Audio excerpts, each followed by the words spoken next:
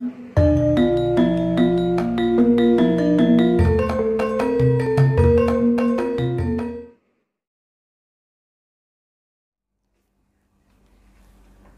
Ruang Diri, kita melanjutkan episode ke-9 tentang mungkin Anda tahu sesuatu yang tidak ingin Anda ketahui.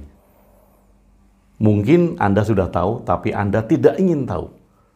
Kenapa tidak ingin tahu?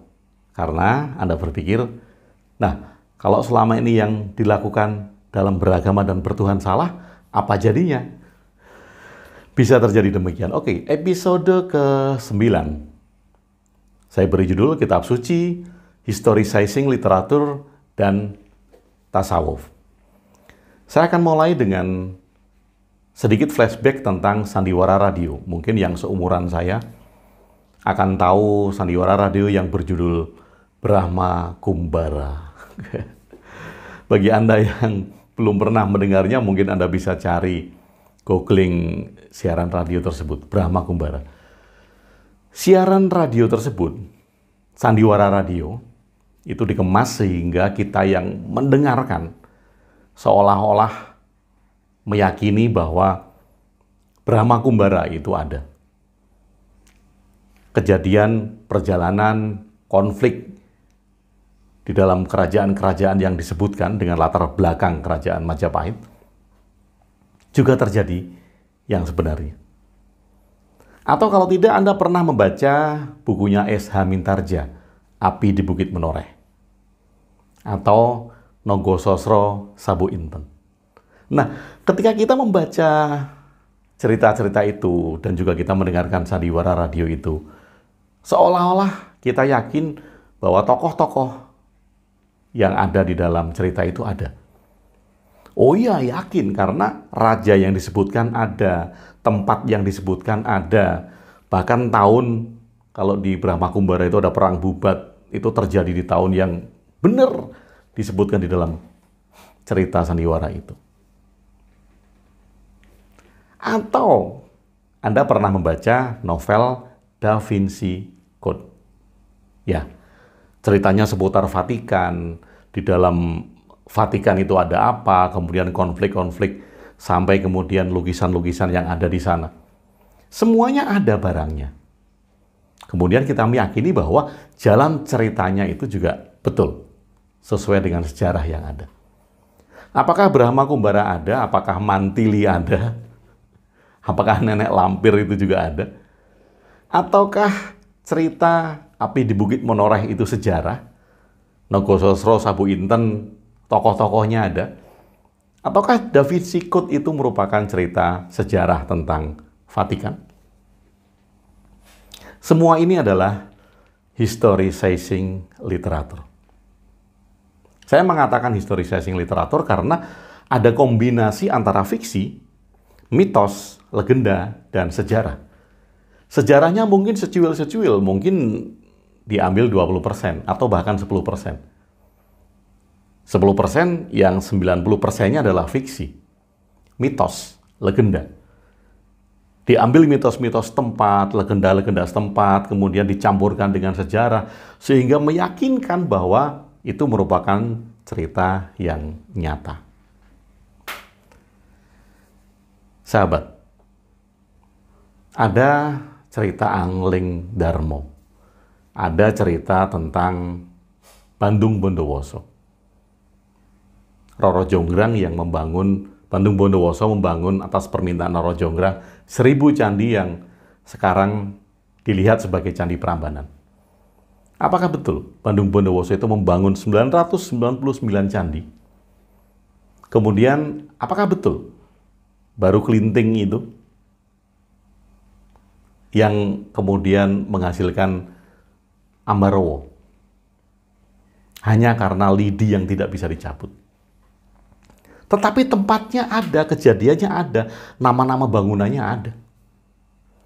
Sekali lagi di dalam sastra itu disebut historicizing literatur, di mana si pembuat historicizing literatur ini ingin menyampaikan sesuatu kepada masyarakat yang masih terbelenggu oleh mitos, yang masih terbelenggu oleh legenda, yang masih mempercayai cerita turun-temurun.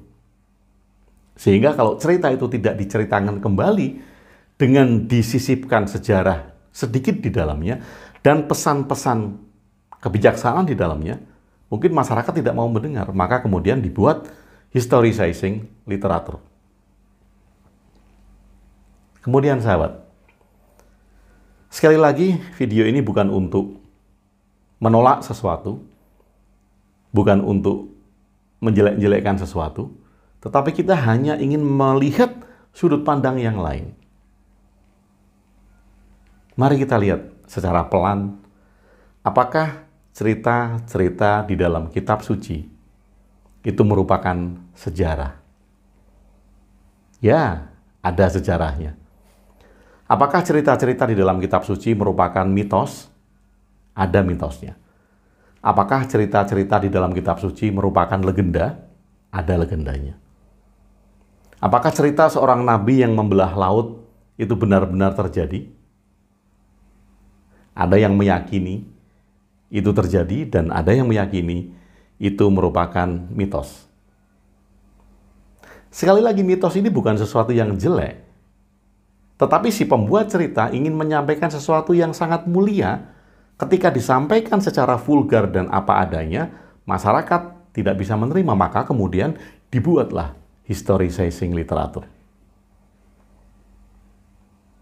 Apakah cerita-cerita yang disebut sebagai mukjizat atau keajaiban besar itu merupakan hal yang benar-benar terjadi?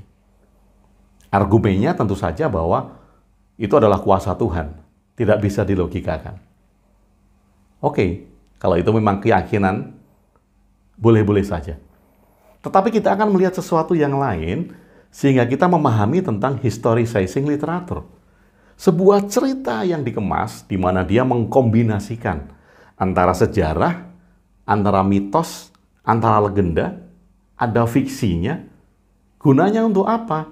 Untuk menyampaikan pesan sehingga masyarakat bergerak ke arah kebaikan-kebaikan. Sehingga manusia bergerak ke arah kemanusiaan dirinya. Sehingga manusia bergerak untuk menciptakan kasih sayang dengan cerita-cerita metafora-metafora tersebut. Kalau kemudian kita melihat bahwa, oh iya, ternyata kitab suci adalah historicizing literatur. Apakah hal itu akan meruntuhkan kesucian dari kitab suci? Tentu saja tidak. Kitab suci tetap menjadi suci. Kenapa? Karena ada kemuliaan di dalamnya. Karena ada pelajaran di dalamnya. Karena ada langkah-langkah untuk menumbuhkan cinta kasih di dalamnya. Bukan berarti tidak berguna. Sama sekali tidak. Kita bisa saja mensucikan sesuatu. Bukan karena kita anggap bahwa segala sesuatu itu berasal dari Tuhan. Atau perintah Tuhan. Kemarin di episode sebelumnya kita sudah membahas. Apa itu perintah Tuhan? Ketika kita mensucikan sesuatu, artinya kita melihat kemuliaan di dalamnya bukan hanya karena perintah Tuhan. Tetapi karena ada ajaran-ajaran mulia yang ketika dipraktekkan, kita menjadi manusia yang benar-benar manusia. Kita menjadi manusia yang menolong orang lain, kita menjadi manusia yang penuh kasih sayang, kita menjadi manusia yang bermanfaat, kita menjadi manusia yang tidak pilih-pilih. Siapapun juga akan kita tolong. Kalau kita menyadari dan melihat historicizing literatur ini, kemudian kita tidak menjadi buta. Buta karena apa? Buta karena ada kepentingan politik, ada kepentingan golongan, ada kepentingan kelompok yang mengatasnamakan kitab suci untuk mengatur bangsa, untuk mengatur manusia, hanya untuk kepentingan dirinya sendiri.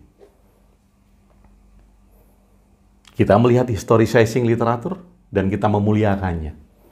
Kita tetap mensucikannya. Kenapa kita tetap mensucikannya? Karena di dalamnya ada ajaran-ajaran mulia yang menjadikan manusia suci. Sesuatu tidak akan kita katakan suci kalau tidak menjadikan kita suci. Suci dari apa? Suci dari ego, suci dari keserakahan, suci dari amarah, suci dari kesedihan, suci dari kepemilikan.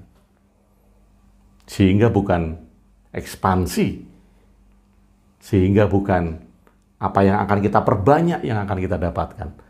Tetapi ketika ajaran itu bisa meleburkan ego kita dan menjadikan kita suci di dalam arti suci dari keserakahan, suci dari ego, suci dari amarah, suci dari kekuasaan, suci dari ingin mengatur orang lain, kita menjadi manusia yang suci.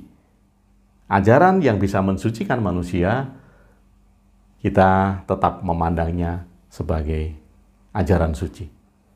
Sebuah kitab yang bisa mensucikan manusia, dalam arti yang tadi, tetap kitab tersebut adalah kitab suci.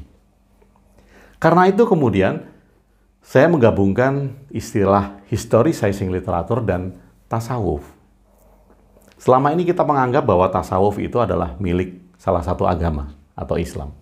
Memang akarnya dari sana. Tetapi kalau kemudian kita merujuk akar kata dari tasawuf yang berasal dari kata sofi, ini bahasa Yunani, Sophia, itu adalah kebijaksanaan. Sofi, Sophia, Sufi, kemudian ajarannya menjadi tasawuf. Jadi seorang sufi itu bukan seorang yang mempunyai kesaktian, bukan orang yang dianggap mempunyai tingkat yang tinggi dan dekat dengan Tuhan. Kalau Tuhan dianggap sosok. Tapi seorang sufi adalah orang yang bijaksana. Karena akar kata dari sufi, dan ajarannya dinamakan tasawuf. Anda bisa melihat orang bijaksana dan menyebutnya, oh, dia orang sufi. Dia seorang sufi. Kenapa? Karena bijaksana. Bagaimana orang bisa bijaksana? Pikirannya jernih, tidak judgement, tidak mengedepankan amarah, tetapi bisa mengambil jarak antara dirinya dan pikiran sehingga menjadi orang yang bijaksana.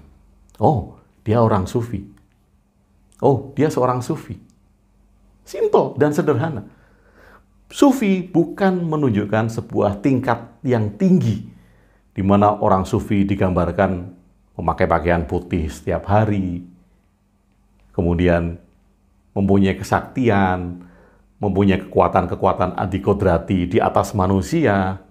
No. Sufi, bijaksana, dan apa yang diajarkan oleh orang bijaksana, ajarannya dinamakan tasawuf.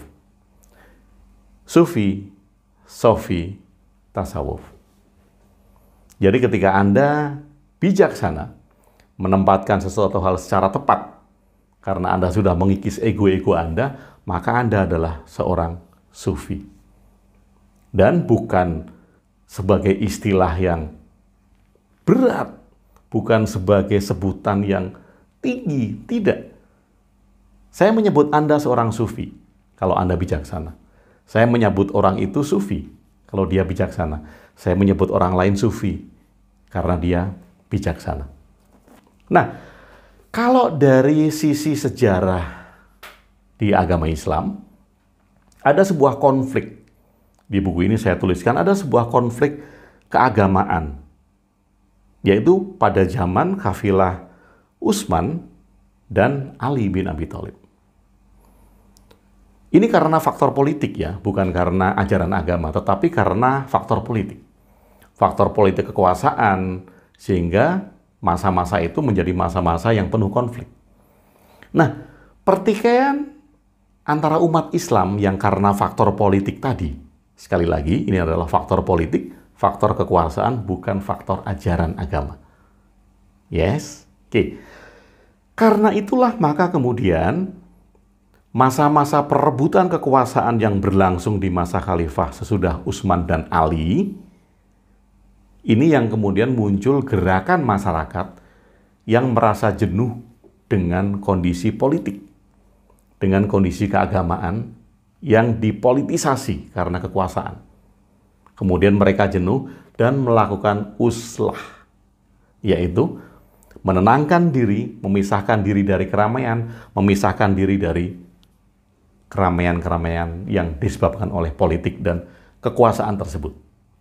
Gerakan uslah ini dipelopori oleh Hasan al-Basri. Oke, jadi Hasan al-Basri ini adalah pelopor uslah atau kemudian dikenal dengan pelopor tasawuf, pelopor sufi, pelopor mereka yang menggali kebijaksanaan ketika mereka jenuh dengan riuh politik, mereka riuh dengan kekuasaan perebutan politisasi agama, kemudian menarik diri. Hasan Basri merupakan pelopor dari gerakan itu. Kemudian Hasan Basri mempelopori gerakan untuk menggali kebijaksanaan di dalam diri, yang kemudian dikenal dengan tasawuf, sufi, sofia, kebijaksanaan. Nah, kemudian setelah Hasan al-Basri, ada figur-figur lain. Disebutkan ada Sofyan al-Thawri dan Robiah al-Adawiyah. Nah, figur-figur setelahnya banyak. Mereka-mereka yang melihat dunia penuh dengan intrik politik, penuh dengan intrik kekuasaan, di mana agama dipolitisasi untuk memperbanyak pengikut, hanya agar bisa menyerang sesuatu, hanya agar bisa menekan sesuatu, hanya agar bisa memiliki sesuatu. Nah, mereka-mereka yang jenuh ini kemudian menarik diri, beruslah, memisahkan antara ego dunia dengan kebijaksanaan yang digali dalam dirinya. Nah, gerakan inilah yang kemudian dikenal dengan tasawuf. Tasawuf, ajaran kebijaksanaan. Orang yang mengajarkan tasawuf disebut sufi. Orang sufi adalah orang bijaksana. Jadi sangat sederhana sebetulnya. Orang bijaksana disebut sufi. Apa yang diajarkan oleh orang bijaksana disebut tasawuf, yaitu kebijaksanaan. Jadi sahabat, siapapun bisa menjadi bijaksana, siapapun bisa menjadi sufi. Siapapun yang mengajarkan kebijaksanaan, orang itulah mengajarkan tasawuf. Sampai di titik ini kemudian kita bisa melihat bahwa ketika ajaran agama mengandung ajaran-ajaran kebijaksanaan, maka agama tersebut disebut sebagai agama tasawuf. Jadi tasawuf bukan monopoli Islam. Ada tasawuf Kristen, ada tasawuf Katolik, ada tasawuf Buddha, ada tasawuf Hindu, ada tasawuf Konghucu, bahkan ada tasawuf ateis. Orang ateis yang menggali kebijaksanaan dan mengajarkan kebijaksanaan, dia bisa disebut sebagai tasawuf ateis. Siapapun itu, ketika dia menggali kebijaksanaan dalam dirinya, dia adalah seorang sufi. Dan ketika dia mengajarkan kebijaksanaan itu, ajaran kebijaksanaan itu disebut sebagai tasawuf. Sahabat, kita sudah melihat dua sisi yang berbeda dari cara pandang yang mungkin selama ini sangat umum sekali. Kitab suci sebagai historicizing literatur, dan seorang sufi adalah orang yang bijaksana, orang yang sudah bisa melunturkan egonya, memisahkan diri dari kepentingan-kepentingan politik, kekuasaan, kemauan, amarah, kecemasan. Dia bisa memisahkan itu sehingga bisa melahirkan kebijaksanaan. Dan ketika orang-orang ini mengajarkan kebijaksanaan, itu yang disebut dia sedang mengajarkan tasawuf, yaitu ajaran kebijaksanaan. Terima kasih sudah bersama saya di Ruang Diri dalam episode Mungkin Anda Tahu Sesuatu Yang Tidak Ingin Anda Ketahui. Salam cinta dan damai dari saya, Agung WB, di Ruang Diri.